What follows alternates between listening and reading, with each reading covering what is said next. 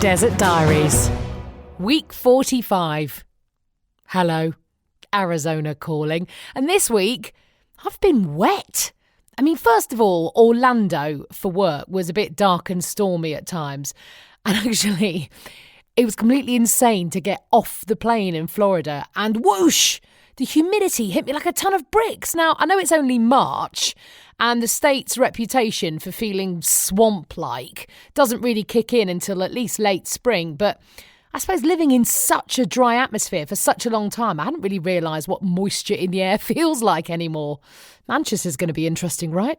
Anyway, Arizona is clearly famous for its furnace-like temperatures in the summer. But as soon as you talk about it and talk about how hot it gets, I think it's state law that you also need to have to say the sentence, but it's a dry heat. Everyone says it. I've said it thousands of times. I've had it said thousands of times to me. But really, when you live in a place where there's virtually no humidity, it is much easier to stay comfortable. All you need to do is sort of pop a fan on and you're completely fine.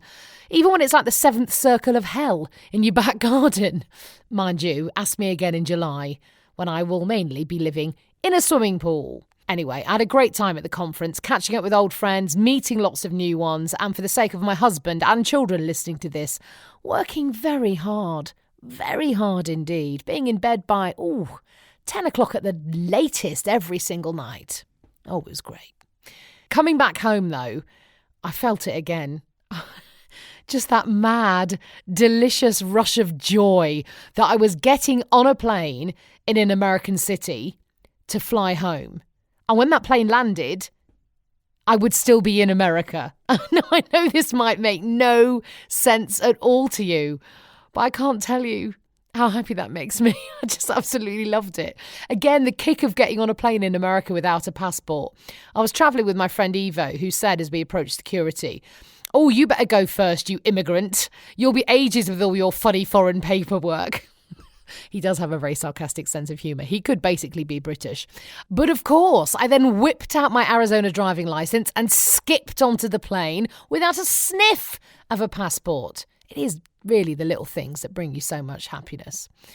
Once home, Phoenix celebrated my return by raining and raining and raining. I genuinely think it's trying to acclimatise me for going back to Manchester for a couple of weeks, but its plans were scuppered when I walked to my mailbox in my front garden and saw a bobcat. Yes, my first bobcat.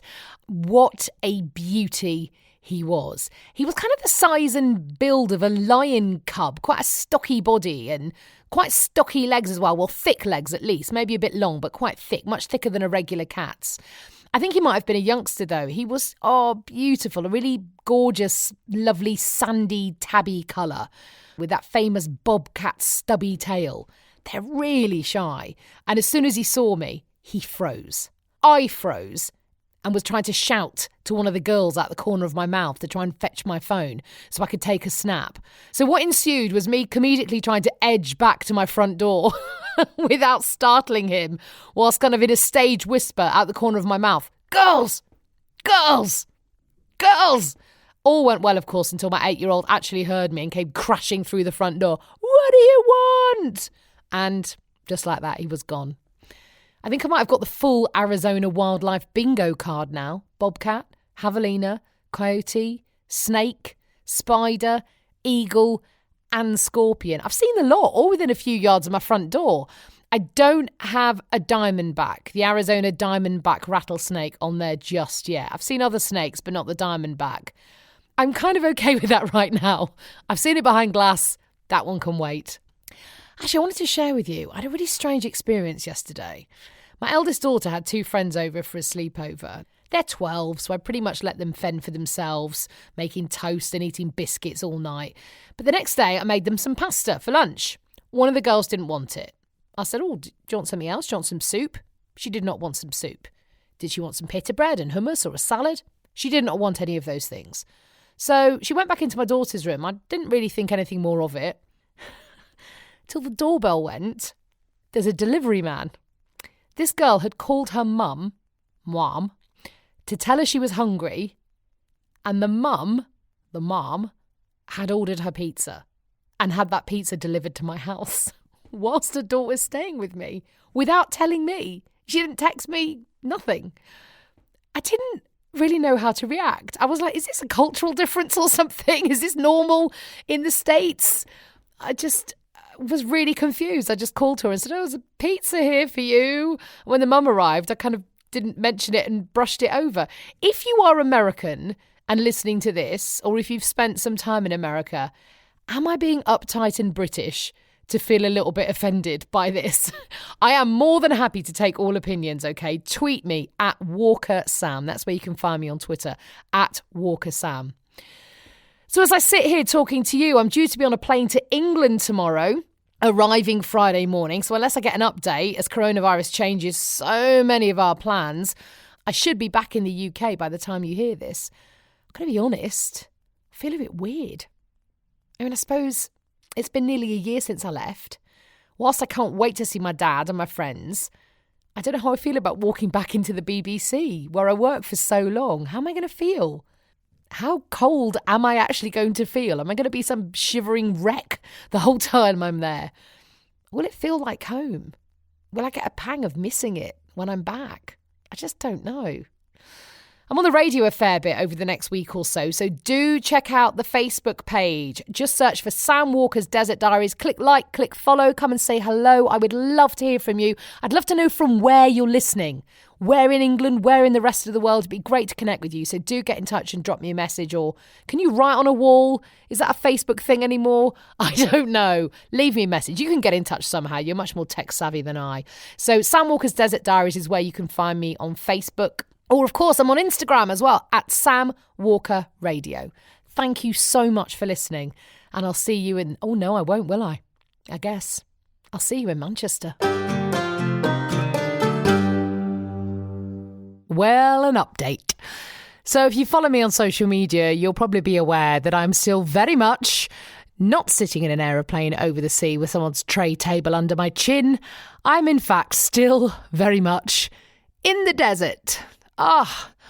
What a 24 hours. So not long after recording the podcast, I checked in for my flight, and then Donald Trump announced his somewhat confusing and inconsistent travel ban from Europe, or some of Europe, but not the UK, or Ireland, or indeed some other European countries, but also on cargo. Oh no, not on cargo. You know, the usual very clear, concise message we have come to expect. Anyway, as the kids would say, my phone proceeded to then blow up, with people from both sides of the Atlantic somewhat freaking out.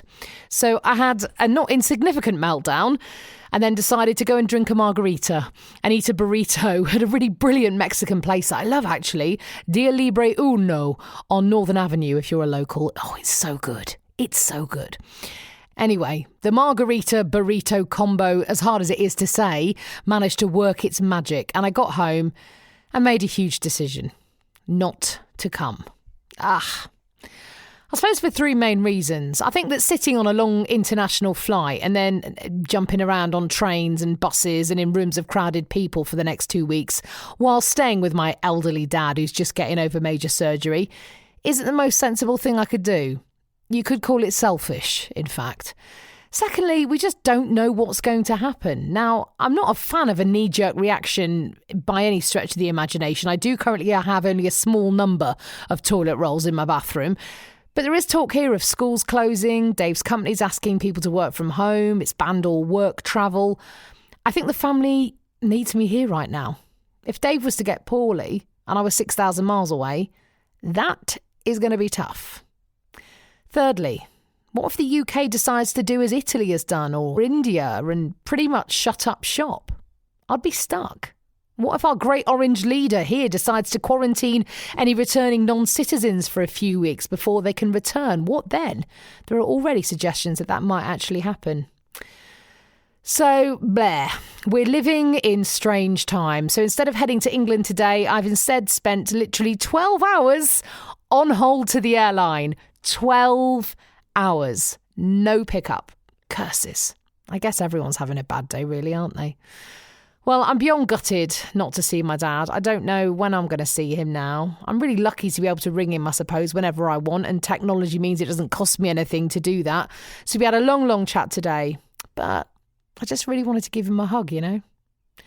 And of course, with the massive uncertainty, there is just no way my mum can come and visit next month, and you know how long I had been holding out for that. The irony is her scan results were really good. She then also passed her altitude breathing test with flying colours. She's a warrior. And then this bloody virus. But if there's a definition of someone with underlying health conditions, someone in their 70s living with lung cancer, yeah, it's pretty much up there, right? We just can't do it. So no dad and no mum, when I thought I'd be lucky enough to see them both this spring. But hey, this is out of our control. We've got to make the best of it. I have to remember, I suppose, a lot of people won't be seeing their families ever, courtesy of coronavirus. So I'm really grateful mine have got the chance to stay safe, as safe as they can. In other news, another very sad casualty of this cancelled trip. I was really looking forward to a curry. There is a dearth of decent Indian food here in the valley. So, that Indian on the Washway Road had my name on a table at 6 p.m. Friday night. But hey-ho, I'll have to force down another burrito and a margarita. All three. See you in the desert.